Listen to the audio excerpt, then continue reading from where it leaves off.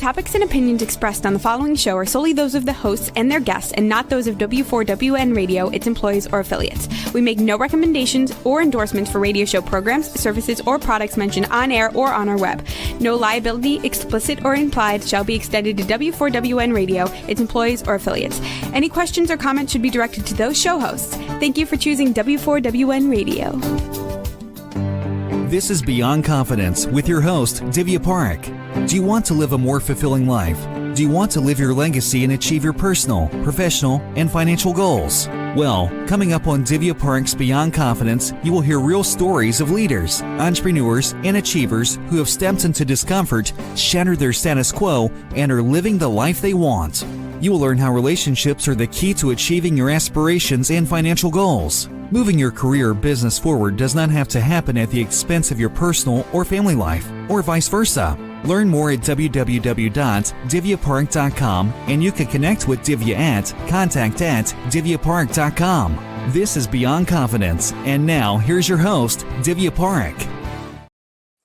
Good morning, listeners. It's Tuesday. I'm so thrilled to be here with you all. So today we are going to be talking about how we can scale with AI. How can leaders bring in AI into the organizations? If you're an entrepreneur, how can you bring AI into your lives? How can you dance with AI without losing your soul? Because the key thing to remember is that at the intersection of AI and business, it is very important to have humans at the helm, because without humans, without us, AI is not anything. So as you scale or as you adopt, really crucial to have that in mind. So first of all, let's tackle and talk about the feelings and emotions that nobody talks about. Because when you're going for AI adoption, people are going to be thinking, yay, like especially early adopters. There's a lot of excitement, enthusiasm. What more can be done? This could change everything. Then there could be curiosity. What's possible here? Because in 2022, when OpenAI came in, people were just kind of getting to know and like thinking, this is something new, but I want you to travel back a few years back. You know, we did not have GPS. We had those maps, and I still remember taking those big maps and going on trips and having fun. And then came GPS, then came email, then came automated voice messages. So AI has been around, just not so much in the face. So the first thing is to take a step back and look at AI for what it is. Coming to learn about AI, checking it out with curiosity. What's possible here? While knowing that it is not perfect. That is the critical piece to remember. And then sometimes what happens, especially if you're just kind of getting to know AI, or if you're a small organization, or even if you're a big organization, you bring in AI, and then you have started a tool, you're doing pilot, and while you're uploading some features, you are developing training programs. Every 20 seconds, there is that change. There is that overwhelm. And then what happens is, okay, the first question could be, where do I even start? Another could be, I've already started, I've already implied, and now there's hold this upgrade. What am I going to do? And as a result of that, it can create that uncertainty, that feeling of doubt as to, am I behind? And that's always going to be the case. What's going to happen is that there's always going to be new things. So regardless, if you're feeling all of that, it's okay, because that's where you're supposed to be. And now the key things is, it's important to recognize the feelings, because whether you are bringing in AI just for yourself, or whether you're bringing in AI for the organization, or you're bringing in for your business, or you're helping somebody else adopt AI, these are the questions to ask. And I'll just kind of tell a story. So one of my clients was leading a whole AI department in a very big, reputable company, thought his job was secure, his team was secure because they were the ones who had launched it. But what happened was, and the reality is, that they had made it so well that they could be eliminated. So he and his whole team was just let go.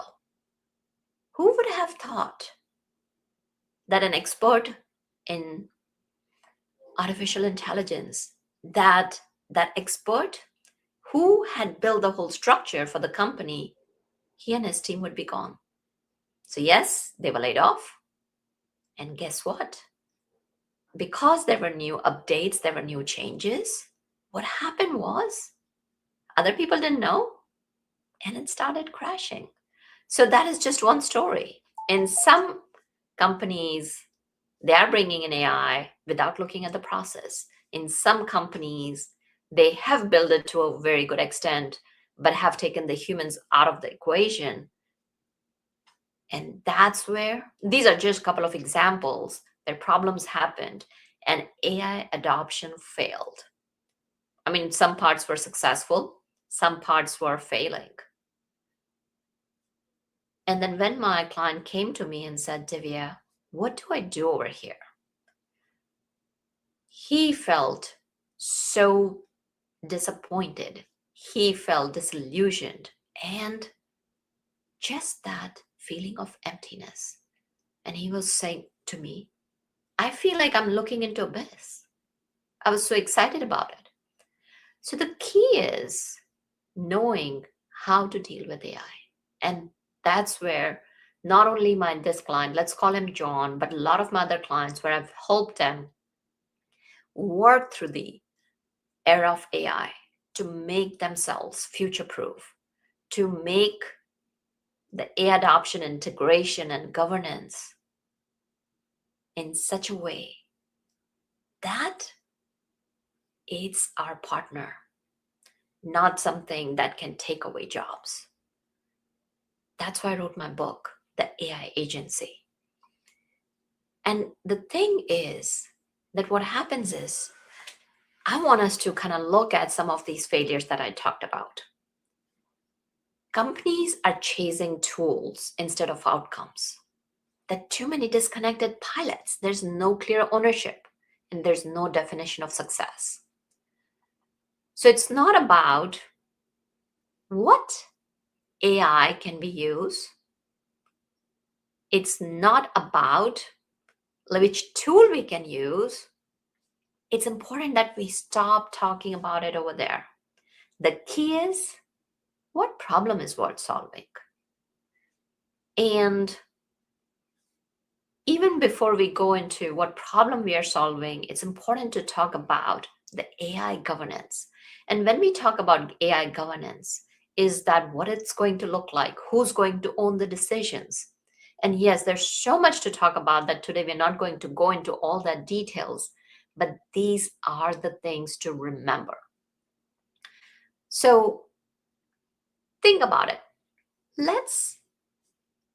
We talk about okay, which is the problem I want to solve? Whether you're an individual entrepreneur, individual leader, or an organization, that's the first thing we talk about. So let's say one of the problems is, I'm just going to share a story where there's this team who had to do a lot of testing. And because they were testing the same thing, a lot of QA testing is involved. It is an iterative process. It is mechanical, and it was taking people's motivation away. So what they did, and this is just one piece of the product I'm talking about. So as I was helping this team, what we did was we took all the processes that they had. And out of that, we narrowed down what was the most painful process for them. And from there, the painful process was where there was a lot of grind, everyday, day to day mechanical work where people were not being challenged. There was no growth opportunities, no meaning, no satisfaction. And then we broke it down into chunks. And when you take this process and break it down into chunks, then you take a look at it. You sit down and you assess. How much time does it take for a human being to do it? Where will the automation help? And then the key is starting out with a small pilot where it is a focused use case. Another important thing to remember is having clear metrics. And when you start out with a small use case, work through the problem, fix one thing, and you find that the results are good, then you move to the next piece. And of course, you can do multiple things at the same time too, but then you need to have multiple teams doing small pilots. And the reason, the key thing is that one thing that I want to introduce in this is a business technology ethics framework. I call about the 3 things to work on. Business. Why does it matter that we are working on this problem? Super important. Okay. Here was not only it's taking, going back to that process, not only it was taking them 50 hours, why it matters if you take a look at it, it was using up a lot of manpower. And of course, when it uses up a lot of manpower, it impacts the profitability too. So that was the business size. Now we look at the second piece of the framework, technology. What enables it? Do we need to automate? Do we need to create workflows? Do we need to have agentic AI? What is it that we want to include? So then we took that part of the process, and what they did was they took only painful pieces of the process to automate it. They built in a lot of humans in the loop. Yes, that's exactly what I mean. Because artificial intelligence will hallucinate. It has the confidence of the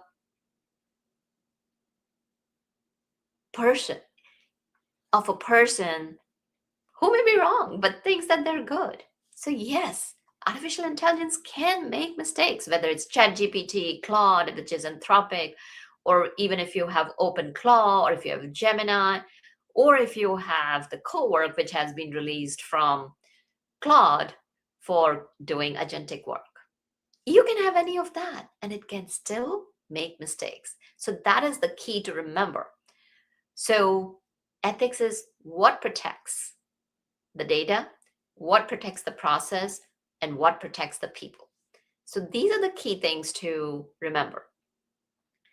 Because remember, if you don't have ethics, like when I'm talking about this framework, business, technology, and ethics, if you don't have it, the risk can be your employees can get impacted. And I'm going to go back to that story. So that is from Sean and Chantel. I'm just going to share about these 2 people. Sean and Chantel are the characters in my book. And one time they are doing this pilot, and what they're doing is that every step, wherever there's a quality assurance testing, they're putting in a developer's check where they're making sure that the AI is checking up on themselves, and also humans are checking at certain levels. And why human check is important? So let's say if a decision comes in that is wrong, which AI may have hallucinated or skipped over a step, then a human being, let's say Sean had really good experience in the quality assurance testing. He knows it in and out. And when something is wrong, he can put a finger on it. He'll be able to identify it. And when he's able to identify it, guess what's going to happen? They are going to be able to fix it. Otherwise, it can keep on looping and churning out wrong outcomes and wrong results. So going back to that process, what we did was they had put in a lot of checks and they ran the pilot for a quick 20 days, moved through a lot of failures, removed a lot of kinks, but at the same time, they reduced the human checks. So initially the human checks were, let's say 10.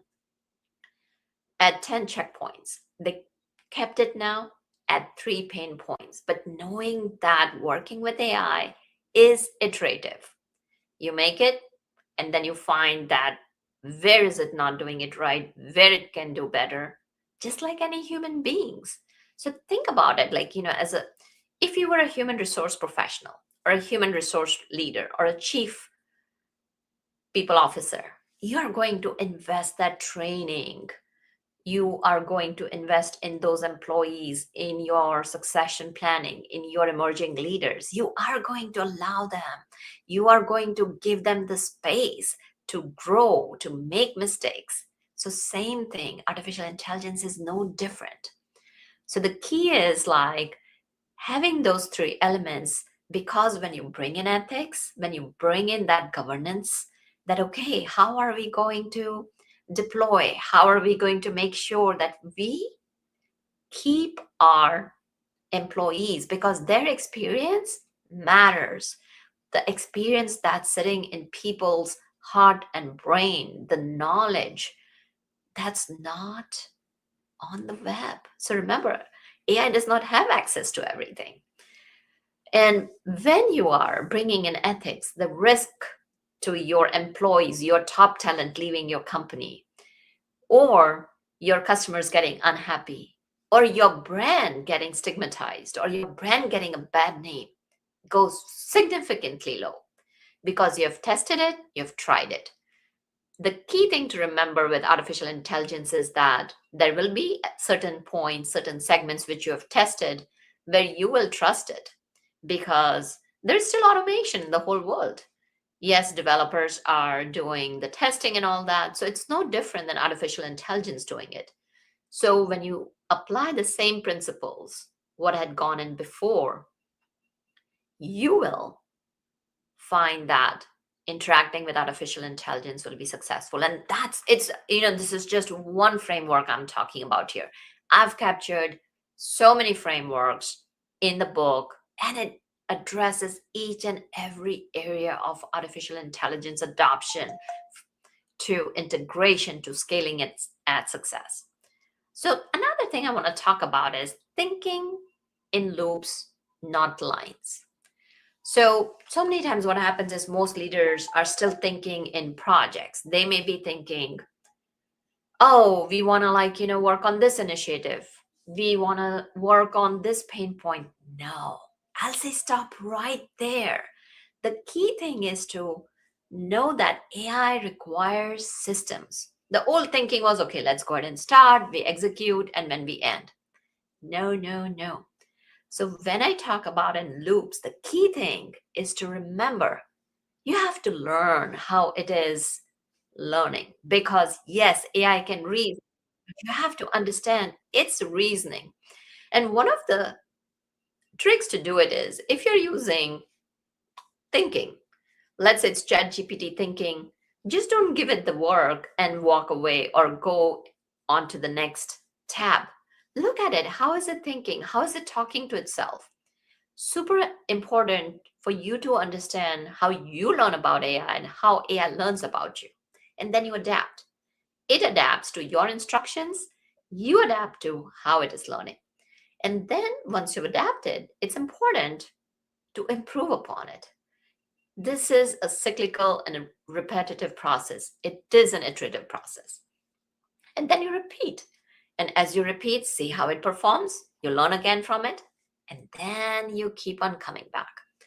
So let's also touch upon the culture a little bit. What is it that will make or break AI? Because those days are gone where you can think that, hey, AI, I'll bury my head in the sand and AI may go away. It's not going to happen. We know for a fact where, because of AI, Thousands of people have been laid off. But that said, you can career-proof, future-proof your career, because this type of thinking is absent. And with AI, critical thinking and building those skill sets, building the reflexive AI and metacognition are so much more important than ever. And now let's say if you're launching, there's going to be fear of AI, which is valid. Not only in the terms of jobs going, but not only that it could make mistakes. What if it does? So there can be fear at different levels, but think about it. When we used to talk about internet, that, oh, internet is coming here, it's going to take away jobs, it opened up so many more. So similarly over here, it's important to acknowledge the fear. It's important to address the fear. And at the same time, see what is possible. What could be done? What other areas could open up? How could we help people grow? How could we help them build their thinking so that as an organization, you have the competitive edge with the experience of your top talent and rise in the industry? So a lot of people, another thing I want to touch upon during the culture, building the culture, which is when we talk about, a lot of companies are saying we want to be AI first, we want to be AI native. So we've talked about fear. Some will be resistance. So bringing in AI in such a way that it helps people make their lives easier. So I'm just going to share with you. I was working with a team where they used to have to write reports, like constantly write reports.